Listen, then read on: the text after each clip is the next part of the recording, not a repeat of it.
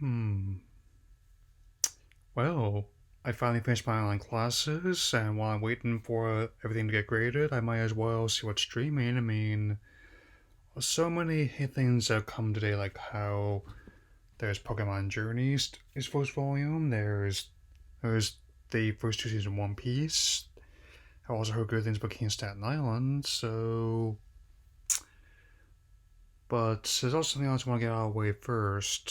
So I'll admit for this latest journey Disney Plus hold, I've been around the block a while. As I mentioned before, my Quiet Pack review, I've seen, even in my lifetime alone, lots of works under this span have gotten a lot of acclaim and success, and others that have been abject failures critically and successfully. So this regrettably falls in the latter category. So let's talk about Artemis Fowl. I mean, for the record, I have not. I'm not entirely familiar with the original material, but it can file me under the people who at least see the potential of its premise. I mean, basically, a fantasy series where the young Lee is basically like the young version of Hans Gruber from Die Hard. Sadly, the film does not live up to that potential, and if it wasn't on Disney Plus, as I probably wouldn't be talking about it. I mean, so let's get this over with. So, the film follows the title character who is actually the second to hold that title, played by Fredia Shaw, after Artemis Fowl the Elder, played by Colin Farrell, is kidnapped by a mysterious being known as Opal, who is after a an artifact known as the Aculos, which can plunge the world into chaos in the wrong hands. I mean, so as Artemis gets help from allies such as Dominic Butler, played by a, another one of the regulars of the movie of Director Kenneth Branagh, but still, Nonzo Nosey as Delmoy Butler, as well as the young um Holly Short, played by Laura McDonald. Oh, I mean, to avoid the Wolf Molly disaster. Again, even as someone who hasn't read the books, apparently, they tried to cram the first two books.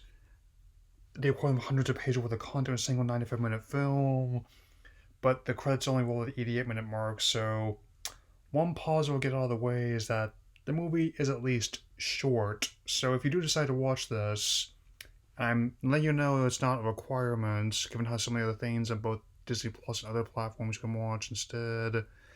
And, but uh, it gives the impression that this key parts of the story may have been edited out, given how the whole thing's bookended by a, and I'm not making this up, a giant dwarf named Mulch Diggums, played by Josh Gad, who is basically a discount on Hagrid or Gimli. I mean, given how, let me put it this way, he's captured by MI6, and almost like it's a Bond film, where he's being interrogated, and for some reason the scenes are shot in black and white. When the rest of the movie's in color. I understand it was like a stylistic choice, like in the beginning of Casino Royale, but it doesn't seem to be the case. Just kind of weird, man. A lot of crew members that Kenneth Branagh worked with before were also returned from this film, though he did not write this screenplay. It's the product of Conor McPherson and Hamish McColl, who don't have a whole lot of experience with the fantasy genre and its shows. Despite the fact that this movie would cost a porter $125 million, just as well that it got put on streaming instead because, as I'm not sure how it would have fared in theaters, but given how it got pushed back twice already, it just doesn't look that good at all. Just from a purely visual point of view, like most of these shots of the Ireland location and the Fowl Manor set looks decent, and for the most part, but the editing looks really choppy, especially in the action scenes, and the CG often makes the whole thing look like a feature-length FMV game cutscene at parts. Hurts, like there's this time freeze that if people get caught in it, all makes it look like they were in the smudge and warp tools in Photoshop, and there's a lot of characters who definitely clearly would have been had a larger part. Maybe they're being set up for a potential sequel. Like there's this trader among the fairy or among the leprechauns, and also Artemis's mother, who apparently had a bigger role in the books, and also Opal themselves, who probably would have played a large part in later installments, but based on the reception to this movie, which is not good, I just don't see that happening anytime soon, at least. Yeah. And Patrick Doyle's score, for the most part, is decent. I think he can also compose music for the Goblet of Fire so he understands how to make something like this work at least, but apart from this one bit of techno pop near the end, yeah, I had to basically, when I started streaming last night, I had to take this in chunks. I had basically watched half of it's last night, and then the second half this morning, yet I'm basically, so in short, this movie is kind of one of those experiences that's incredibly confusing for people like me who have not read the source material, and also incredibly disappointing for those who have read it. I can definitely sympathize having been lived through both Dragon Ball Evolution and The Last Airbender, which I tweeted about when the second trailer hit, and they took care of Dragon Ball Evolution last year here for the 30th anniversary DBZ, and also, The Last Airbender had to bury the hatchet on a mistake I made, but I'm getting ahead of myself. For the most part, the acting and the casting are fine. I never really got the whole vibe of Artemis being that's bad, which did not really sit well with people who were familiar with source material. I think the worst thing he does is that in my eyes, is just walk out on his shrink at school, which to me just seemed like someone on who would just be like what I might have done when I was younger than what's supposed to be like a master thief. It comes off kind of like something trying to ride the coattails of the other films, as well as like a fantasy theme of Ocean's 12, which no time specifically saying Ocean's 12 other than any of the other Ocean's movies. They putting together a crew, and basically, with a couple exceptions, was basically the mission for the other movies, was like going on vacation at Clooney's house and getting paid for it. And even Haven City, it was supposed to be like this fantastical whole land center Earth. Instead, looks like a mashup of Coruscant and Star Wars and Asgard in the first Thor film, which Kim Branagh also directed. And to be honest, did a better job of getting people like me not familiar with that material interested in the world and how. Which is important if you're making an adaptation. Like, if you're not familiar with the material, it's good to establish what this world is like and how this version operates. Other films have been able to do this both in and out of the company. Like how other works, such like they establish what Hogwarts is like, what say minus Tirith is like, and again, also even other versions, like how even though people haven't played the games, they do establish like what the versions of the Pokemon world and what Sonic the Hedgehog's world are like in those films. And I don't know if this is going to be part of a new kind of distribution method because this current situation didn't really invent the whole PVOD angle. It did accelerate its popularity. I'll admit though. I mean, like with Trolls World Tour and Scoob, those are basically the two options they had. Do we just shelve this and basically eat $120 million, or do we actually release this, maybe get some money out of it? Because,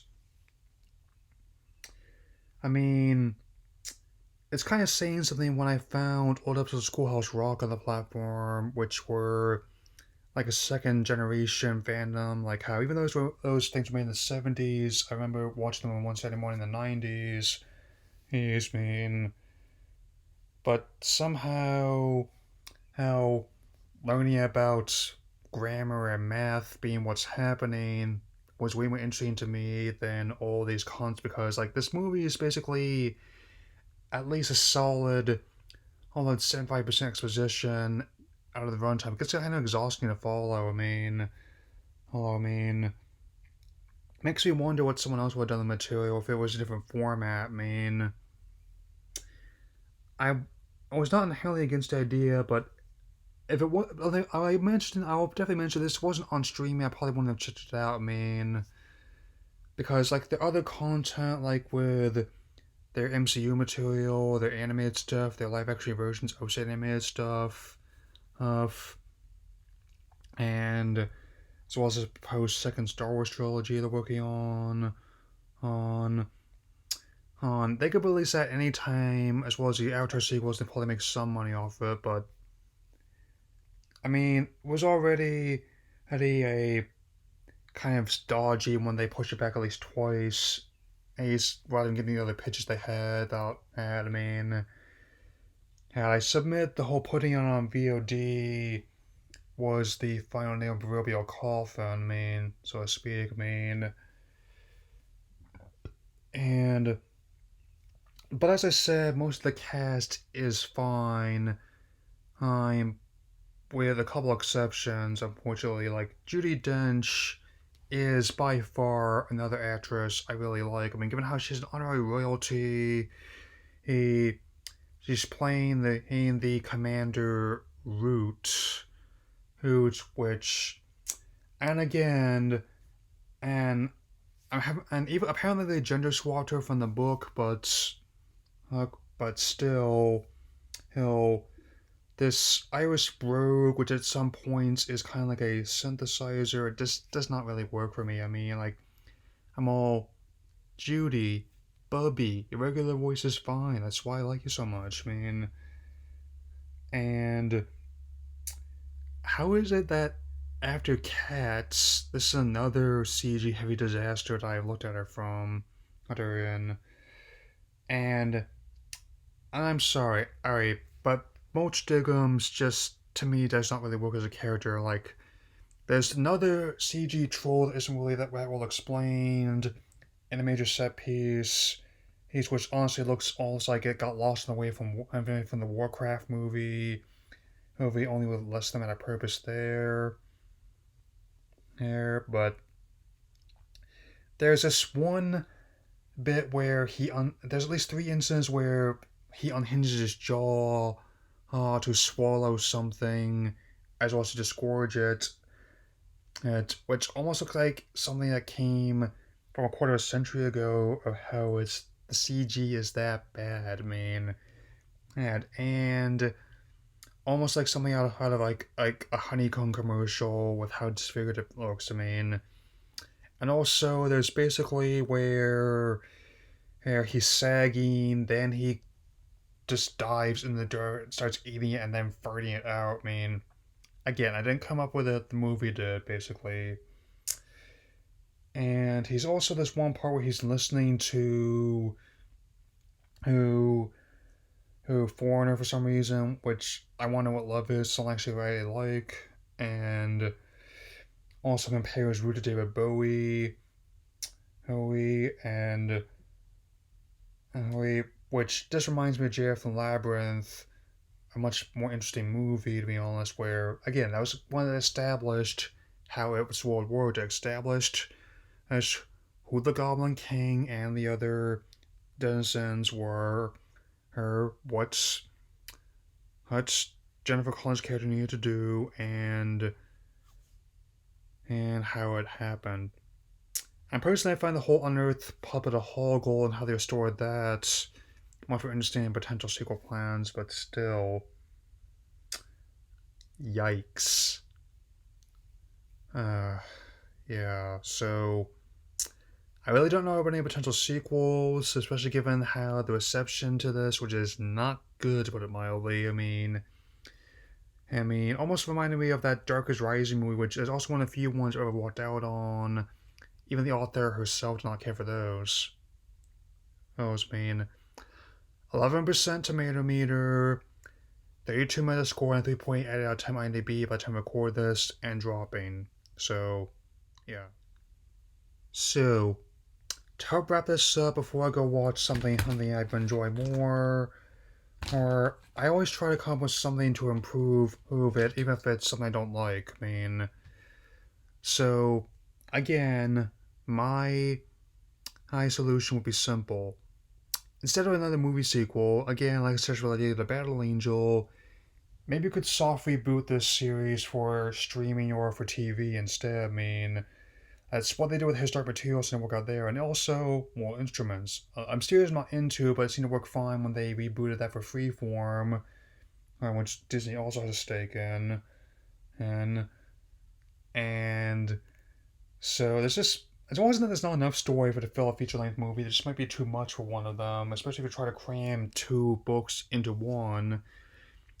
Heck, even with how long some of the Harry Potter and Lord of the Rings movies are, they had to at least have themselves out because it didn't suit the story.